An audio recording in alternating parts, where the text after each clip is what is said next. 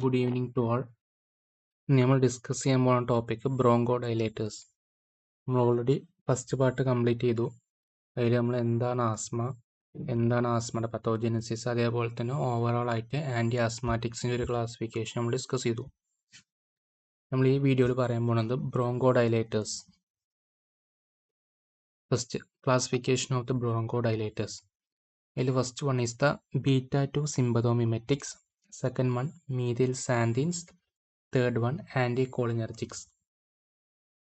അതിൽ ബീറ്റ-2 സിമ്പതോമിമെറ്റിക്സ് എന്ന് പറയുമ്പോൾ ബീറ്റ-2 എന്ന് പറയുന്ന ഒരു റിസപ്റ്ററാണ്. അതായത് നമ്മളെ അഡ്രിനർജിക് സിസ്റ്റം അഥവാ നമ്മളെ സിമ്പത്തറ്റിക് സിസ്റ്റത്തിലുള്ള ഒരു റിസപ്റ്ററാണ് ബീറ്റ-2 റിസപ്റ്റർ. ആ ബീറ്റ-2 റിസപ്റ്ററിന് എന്ത് ചെയ്യുക, മിമിക് ചെയ്യുന്ന ഡ്രഗ്സ്, അതായത് ബീറ്റ-2ൻ്റെ ആക്ഷനെ എൻഹാൻസ് ചെയ്യുന്ന ഡ്രഗ്സ് ആണ് ബീറ്റ-2 സിമ്പതോമിമെറ്റിക്സ്. സെക്കൻഡ് വൺ ആണ് methyl xanthines, third one anticholinergics. അതിൽ ബീറ്റ-2 സിമ്പതോമിമെറ്റിക്സിൽ സാൽബുട്ടമോൾ, സാൽമെട്രോൾ, ടെർബുട്ടാലിൻ, അതായത് ഏതെങ്കിലും ഒരു 2-3 ഡ്രഗ് എന്ത് ചെയ്യുക, പഠിച്ചു വെക്കുക, അങ്ങനെ എല്ലായാലും. ഇനി നമ്മൾ ഇതിൻ്റെ മെക്കാനിസം ഓഫ് ആക്ഷനാണ് ഡിസ്കസ് ചെയ്യാൻ പോണത്.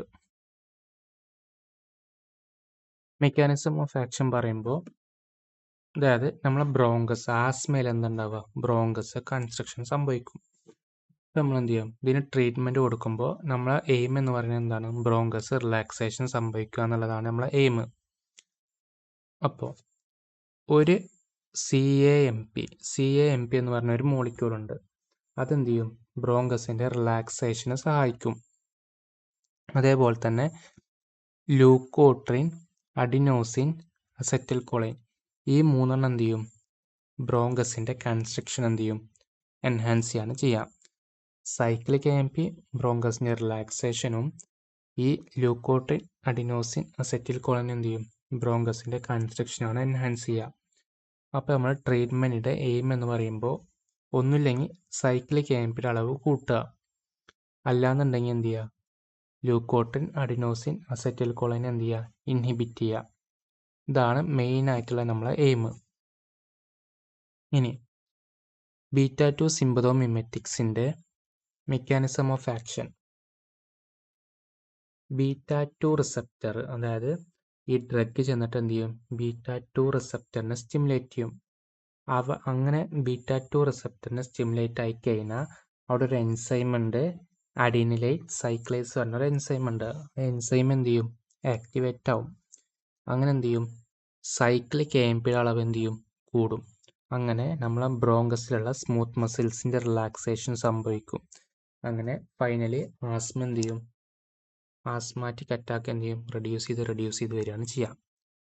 ഒന്നുകൂടി പറഞ്ഞേക്കാം, ബീറ്റ-2 റിസപ്റ്ററിനെ എന്ത് ചെയ്യും, സ്റ്റിമുലേറ്റ് ചെയ്യും.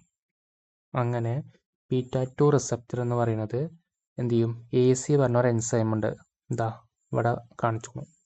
ആ AC പറഞ്ഞൊരു എൻസൈമിനെ എന്ത് ചെയ്യും, സ്റ്റിമുലേറ്റ് ചെയ്യാണ് ചെയ്യുക. ആ AC എന്ത് ചെയ്യും, സൈക്ലിക് AMPയുടെ അളവ് കൂട്ടും, CAMPയുടെ അളവ് കൂട്ടും. അങ്ങനെ CAMP കൂടിക്കഴിഞ്ഞാൽ ഓട്ടോമാറ്റിക്കലി എന്ത് ചെയ്യും, ബ്രോങ്കസ് റിലാക്സേഷൻ സംഭവിക്കും. ഇനി ഒരു കാര്യം പറയാൻ വിട്ടുപോയി, 2 എൻസൈം ഉണ്ട്. അതായത് ഈ സൈക്ലിക് AMPയുടെ സിന്തസിസിന് സഹായിക്കുന്ന എൻസൈമാണ് അഡിനൈൽ സൈക്ലേസ് എന്ന എൻസൈം. ഈ സൈക്ലിക് AMPയുടെ ഡിസ്ട്രക്ഷന് സഹായിക്കുന്ന ഒരു എൻസൈമാണ് PDE, ഫോസ്ഫോഡയസ്ട്രേസ് ഇൻഹിബിറ്റേഴ്സ് എന്നൊരു എൻസൈം. ഈ ബീറ്റ-2 സിമ്പതോമിമെറ്റിക്സ് എന്ത് ചെയ്യും, ബീറ്റ-2 റിസപ്റ്ററിനെ സ്റ്റിമുലേറ്റ് ചെയ്യും. എന്നിട്ട് ACനെ എന്ത് ചെയ്യും, ആക്ടിവേറ്റ് ആക്കും. AC എന്ത് ചെയ്യും, CAMP കൂട്ടും. CAMP കൂടിക്കഴിഞ്ഞാൽ ഓട്ടോമാറ്റിക്കലി ബ്രോങ്കസ് റിലാക്സേഷൻ സംഭവിക്കും. ഇതാണ് ബീറ്റ-2 സിമ്പതോമിമെറ്റിക്സിൻ്റെ മെക്കാനിസം ഓഫ് ആക്ഷൻ. ഇതൊന്ന് വായിച്ചു നോക്ക്. When beta-2 sympathomimetics is provided, stimulation of the beta-2 receptor activating AC enzyme enhance the formation of cyclic adenosine monophosphate and എന്ത് ചെയ്യും, ബ്രോങ്കസിന് സ്മൂത്ത് മസിൽ റിലാക്സേഷൻ സംഭവിക്കും. ഇനി next, ഈ ബീറ്റ-2 സിമ്പതോമിമെറ്റിക്സിൻ്റെ വേറൊരു പേരാണ് ബീറ്റ-2 അഗോണിസ്റ്റ്. അതിന് 2 ടൈപ്പ് ഉണ്ട്, ഷോർട്ട് ആക്ടിംഗ് ഉണ്ട്, ലോങ് ആക്ടിംഗ് ഉണ്ട്. ഇതിൽ ഷോർട്ട് ആക്ടിങ്ങിൽ മെയിനായിട്ട് വരുന്നതാണ് സാൽബുട്ടമോൾ. ലോങ് ആക്ടിങ്ങിൽ മെയിനായിട്ട് വരുന്നതാണ് സാൽമെട്രോൾ. ഇതിൽ മെയിനായിട്ട് ഷോർട്ട് ആക്ടിങ് എന്ന് പറയുമ്പോൾ നമ്മൾ ഡ്രഗ് കൊടുത്ത് വിത്തിൻ 5 മിനിറ്റ്സിനുള്ളിൽ എന്ത് ചെയ്യും, അതിൻ്റെ എഫക്റ്റ് കാണിച്ചു തുടങ്ങും. ലോങ് ആക്ടിങ് എന്താണ്, അതായത് നമ്മൾ ഡ്രഗ് കൊടുത്തിട്ട് കുറേ ടൈം കഴിഞ്ഞാൽ എന്ത് ചെയ്യുള്ളൂ, ഡ്രഗ് കൊടുത്തതിന് ശേഷം കുറേ ടൈം കഴിഞ്ഞാലാണ് എന്ത് ചെയ്യുള്ളൂ, അതിൻ്റെ എഫക്റ്റ് കാണിച്ചു തുടങ്ങുള്ളൂ. അതാണ് ലോങ് ആക്ടിങ്. പൊതുവരെ മനസ്സിലായെന്ന് വിചാരിക്കണു. ബ്രോങ്കോ ഡയലേറ്റേഴ്സ് എന്താണെന്ന് പഠിച്ചു. അതിൻ്റെ ക്ലാസിഫിക്കേഷൻ 3 ടൈപ്പ്: ബീറ്റ-2 സിമ്പതോമിമെറ്റിക്സ്, മീഥൈൽ സാന്തിൻസ്, ആൻറ്റികോളിനെർജിക്സ്. അതിൽ ബീറ്റ-2 സിമ്പതോമിമെറ്റിക്സിൻ്റെ മെക്കാനിസം ഓഫ് ആക്ഷൻ എന്താണ്, ബീറ്റ-2 സിമ്പതോമിമെറ്റിക്സ് വന്നിട്ട് എന്ത് ചെയ്യും, ബീറ്റ-2 റിസപ്റ്ററിനെ സ്റ്റിമുലേറ്റ് ചെയ്യും. അങ്ങനെ AC പറഞ്ഞ എൻസൈമിനെ ആക്ടിവേറ്റ് ചെയ്യും. അങ്ങനെ സൈക്ലിക് AMPയുടെ അളവ് കൂടും. അങ്ങനെ എന്ത് ചെയ്യും, ബ്രോങ്കിൾ സ്മൂത്ത് മസിൽസ് റിലാക്സേഷൻ സംഭവിക്കും. 2 ടൈപ്പ് ഉണ്ട്, ഷോർട്ട് ആക്ടിങ്ങും ഉണ്ട്, ലോങ് ആക്ടിങ്ങും ഉണ്ട്. പിന്നെ അതിൻ്റെ അഡ്വേഴ്സ് എഫക്ട്സ്. അഡ്വേഴ്സ് എഫക്ട്സ് മെയിനായിട്ട് വരിക, ട്രെമർ വരും, മസിൽ ക്രാംസ് വരും, ഹൈപ്പോകലീമി വരും, ഹൈപ്പർഗ്ലൈസീമി വരും, ടെക്കിക്കാർഡിയ, പാൽപിറ്റേഷൻസ്, അരിത്മിയ. ഇതൊക്കെയാണ് ഇതിൻ്റെ മെയിനായിട്ട് വരുന്ന അഡ്വേഴ്സ് എഫക്ട്സ്. അപ്പോൾ അതായത് ബീറ്റ-2 സിമ്പതോമിമെറ്റിക്സ് ചോദിച്ചാൽ ഇത്ര എഴുതുക. ഒരു ഇൻട്രൊഡക്ഷൻ കൊടുക്കുക, ഒരു ക്ലാസിഫിക്കേഷൻ എഴുതുക, നെക്സ്റ്റ് അതിൻ്റെ മെക്കാനിസം ഓഫ് ആക്ഷൻ എഴുതുക, പിന്നെ യൂസസ് പിന്നെ ഓൾറെഡി നമുക്ക് അറിയാമല്ലോ, ആസ്മാറ്റിക് അറ്റാക്ക് ആണെന്ന് അറിയാം.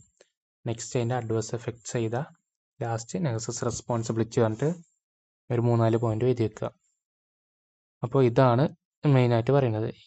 നെക്സ്റ്റ് അത്ര ഇമ്പോർട്ടൻ്റ് അല്ല എന്നുണ്ടെങ്കിലും മീഥൈൽ സാന്തിൻസിൻ്റെയും ആൻറ്റികോളിനെർജിക്സിൻ്റെയും മെക്കാനിസം കൂടിയും പറയാം.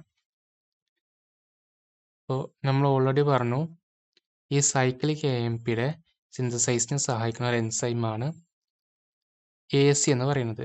അതേപോലെ തന്നെ ഇതിനെ ഡിസ്ട്രക്ഷന് സഹായിക്കുന്ന ഒരു എൻസൈമാണ് PDE. ഡിസ്ട്രക്ഷൻ നടക്കുമ്പോൾ എന്ത് ചെയ്യും, CAMPയുടെ അളവ് കുറയും, റിലാക്സേഷൻ സംഭവിക്കില്ല. പക്ഷേ ഈ മീഥൈൽ സാന്തിൻസ് എന്താ ചെയ്യാന്ന് അറിയോ, ഈ PDE ഇല്ലേ, ഈ PDEനെ ഇൻഹിബിറ്റ് ചെയ്യും. അപ്പം എന്ത് ചെയ്യും, ഡിസ്ട്രക്ഷൻ സംഭവിക്കില്ല. അപ്പം എന്ത് ചെയ്യും, സൈക്ലിക് AMPയുടെ അളവ് എന്ത് ചെയ്യും, കൂടിക്കൂടി വരും. അങ്ങനെ എന്ത് ചെയ്യും, ബ്രോങ്കസ് റിലാക്സേഷൻ സംഭവിക്കും. മനസ്സിലായോ?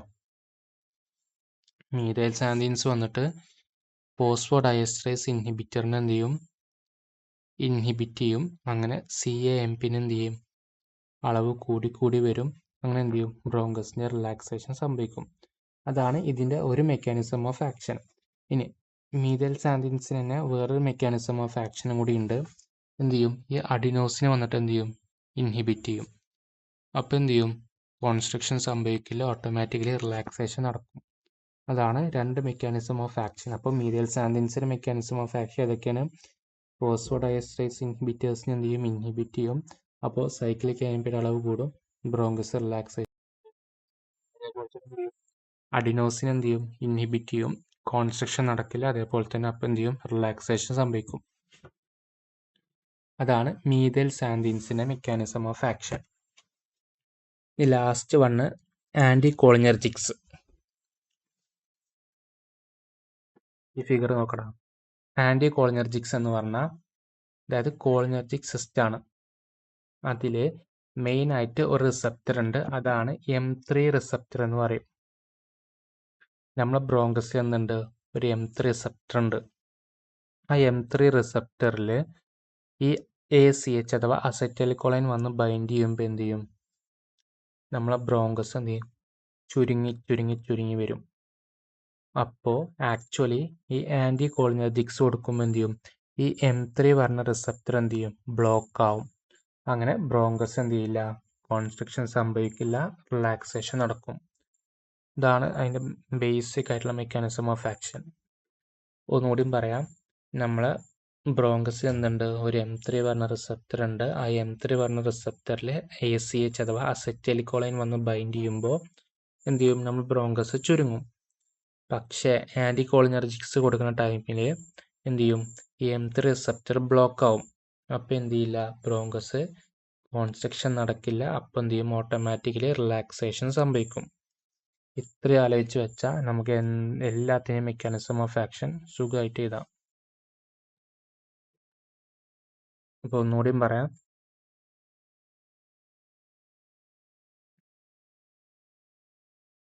ബീറ്റ 2 സിമ്പത്തോമിമെറ്റിക്സിൻ്റെ മെക്കാനിസം ഓഫ് ആക്ഷൻ എന്തായിരുന്നു? ബീറ്റ 2 റിസപ്റ്ററിനെ സ്റ്റിമുലേറ്റ് ചെയ്യും, അങ്ങനെ AC സിന്തസൈസ് ചെയ്യും. AC എന്ത് ചെയ്യും? സൈക്ലിക് AMP അളവ് കൂട്ടും. അങ്ങനെ എന്ത് ചെയ്യും? സൈക്ലിക് AMP അളവ് കൂടിക്കഴിഞ്ഞാൽ ബ്രോങ്കസ് റിലാക്സേഷൻ സംഭവിക്കും. മീഥൈൽ സാന്തിൻസിന് 2 മെക്കാനിസം ഓഫ് ആക്ഷൻ ഉണ്ടായിരുന്നു. ഒന്ന് ഫോസ്ഫോഡയസ്ട്രേസ് എൻസൈമിനെ ഇൻഹിബിറ്റ് ചെയ്യുക. അപ്പോൾ എന്ത് ചെയ്യും? സൈക്ലിക് AMP അളവ് കൂടും, റിലാക്സേഷൻ സംഭവിക്കും. നെക്സ്റ്റ് അഡിനോസിനെ ഇൻഹിബിറ്റ് ചെയ്യുക. അപ്പോൾ എന്ത് ചെയ്യും? കോൺസ്ട്രക്ഷൻ നടക്കില്ല, റിലാക്സേഷൻ സംഭവിക്കും. നെക്സ്റ്റ് ആൻറ്റികോളിനർജിക്സിൻ്റെ മെക്കാനിസം ഓഫ് ആക്ഷൻ എന്ത് ചെയ്യും? അവർ M3 റിസപ്റ്ററിനെ എന്ത് ചെയ്യും? ബ്ലോക്ക് ചെയ്യും. M3 റിസപ്റ്ററിനെ എന്ത് ചെയ്യും? ബ്ലോക്ക് ചെയ്യും. അങ്ങനെ അസറ്റിൽകോളിൻ വന്നിട്ട് ബൈൻഡ് ചെയ്യില്ല, അങ്ങനെ കോൺസ്ട്രക്ഷൻ നടക്കില്ല. അപ്പോൾ എന്ത് ചെയ്യും? റിലാക്സേഷൻ സംഭവിക്കും. ഇത്രയേ ഉള്ളൂ ഇതിൻ്റെ മെക്കാനിസം ഓഫ് ആക്ഷൻ. ഇപ്പോൾ മെയിനായിട്ട് ഫോക്കസ് ചെയ്യുന്നത് ബീറ്റ 2 സിമ്പതോമിമെറ്റിക്സ് ആണ്. ഓക്കെ, നമ്മൾ ഈ വീഡിയോ വൈൻഡപ്പ് ചെയ്യാണ്. നമ്മൾ ഇന്ന് ഡിസ്കസ് ചെയ്തത് എന്താണ് ബ്രോങ്കോഡൈലേറ്റേഴ്സ്, ബ്രോങ്കോഡൈലേറ്റേഴ്സിൻ്റെ 3 ക്ലാസിഫിക്കേഷൻ, ബീറ്റ 2 സിമ്പതോമിമെറ്റിക്സ്, മീഥൈൽ സാന്തിൻസ്, ആൻറ്റികോളിനർജിക്സ്, പിന്നെ അതിൻ്റെ 3 മെക്കാനിസം ഓഫ് ആക്ഷൻസ് പറഞ്ഞു. പിന്നെ ബീറ്റ 2 സിമ്പതോമിമെറ്റിക്സ് തന്നെ 2 ടൈപ്പ് ഉണ്ട്, ലോങ് ആക്ടിങ്ങും ഉണ്ട്, ഷോർട്ട് ആക്ടിങ്ങും ഉണ്ട്. പിന്നെ അതിൻ്റെ മെക്കാനിസം ഓഫ് ആക്ഷൻ പറഞ്ഞു, ഷോർട്ട് ആക്ടിങ് എന്താ, ലോങ് ആക്ടിങ് എന്താന്ന് പറഞ്ഞു, അഡ്വേഴ്സ് എഫക്ട്സ് പറഞ്ഞു. Finally thank you. എന്തെങ്കിലും ഡൗട്ട് ഉണ്ടെങ്കിൽ ചോദിക്കാം. ഓക്കെ.